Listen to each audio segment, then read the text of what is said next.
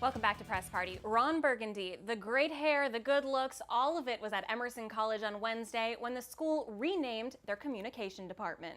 I'm literally in a glass case of emotion right now. Tears of joy streamed down Ron Burgundy's face as Emerson College's School of Communication was named after him. Ron Burgundy's facts are more factual and his stories more compelling because he looks good. For one day only and not a minute more, as the president of Emerson College said, I can say that I graduated from the Ron Burgundy School of Communications. First of all, I didn't realize it was just 24 hours, and so I'm going to have to make some huge changes very quickly.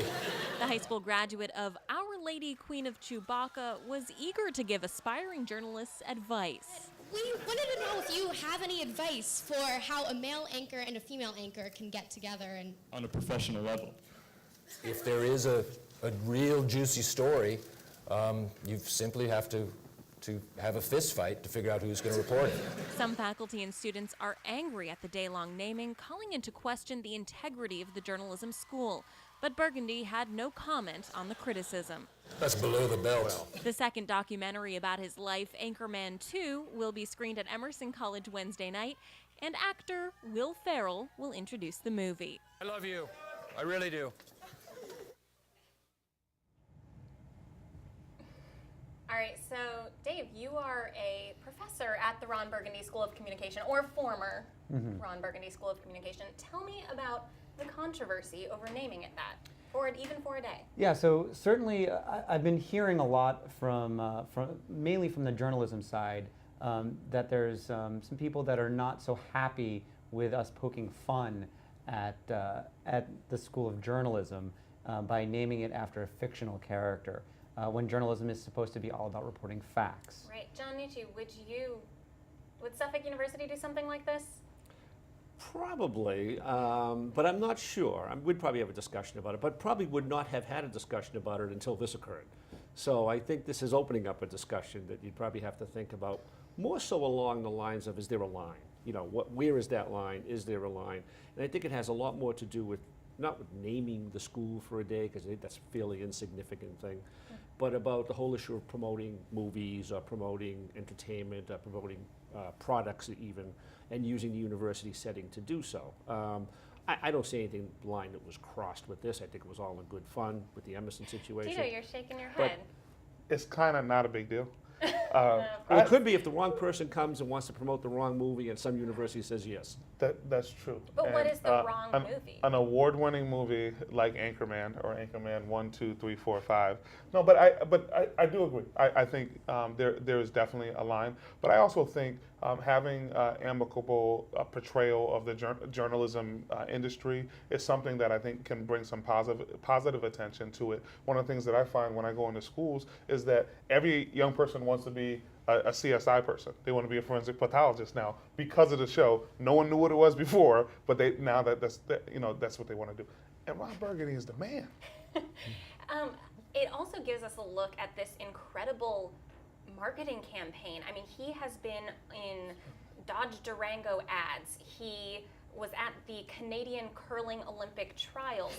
This is something that we haven't seen before, and you as a marketing professor must really enjoy talking to students about this. Yeah, it's been a phenomenal discourse that we've been having over the course of the last few weeks, even in anticipation of this. And basically, as marketers, what you're always looking to do is to find some new edge, some new way that gets media attention and that gets people talking around now it's the digital water cooler, right? So it's Twitter, Facebook, and certainly this campaign is doing it. I would say that they used Sacha Baron Cohen and what he's done as a precedent for this, but this is now taking it in even further, a step even further, naming a school or running national TV ads that aren't even for the Anchorman, they're for a motor vehicle.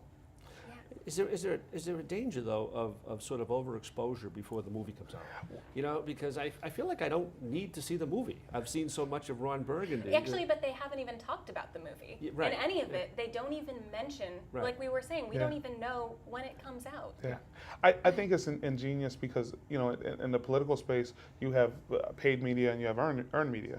this has totally smudged both of those sides, in that you have, this is in the newspapers, it's on TV. We're actually talking about it right now, and it's from a marketing perspective. I think it's really ingenious and a really great way to use the media for. It's been like 2 years that this thing has been going on. When does the movie come out? Yeah, right. We don't know. We talked about this. We don't know when the movie comes out. To get back to the debate, though, on should this have happened? It's the School of Communication at Emerson. It's not just a school of journalism.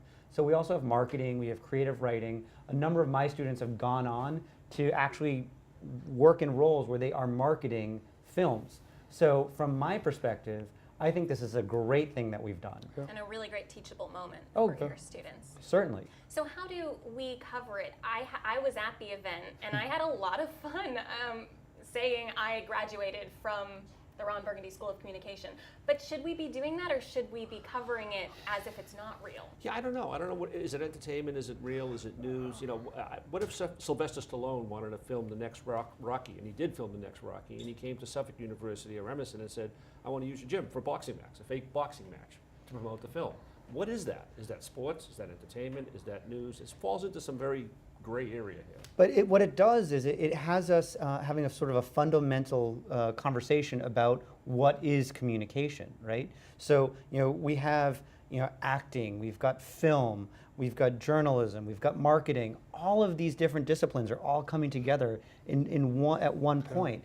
And everybody's pulling different things out of this. But at the end of the day, we're sort of celebrating communication altogether, and that's the point. And I think it worked. I think it works. And it was fun, and that's the other component, to this on a college level and from the intellectual space. The fact that we can actually have fun, and at some point poke fun of ourselves relative to what goes on. Tito has a great point there, and that humor and comedy is one of the best ways to bring about awareness and regime change. There will be some university that does this for some movie or some product or some service, and we're going to be back here saying, I don't know about that one. It wasn't the right one. And that's right. Yeah. Right. All right, well, thank you guys so much. Thanks, everyone, for watching. Please chime in the comment section. Are you fed up with Ron Burgundy publicity stunts? Up next, a change in rhythm for New York Magazine.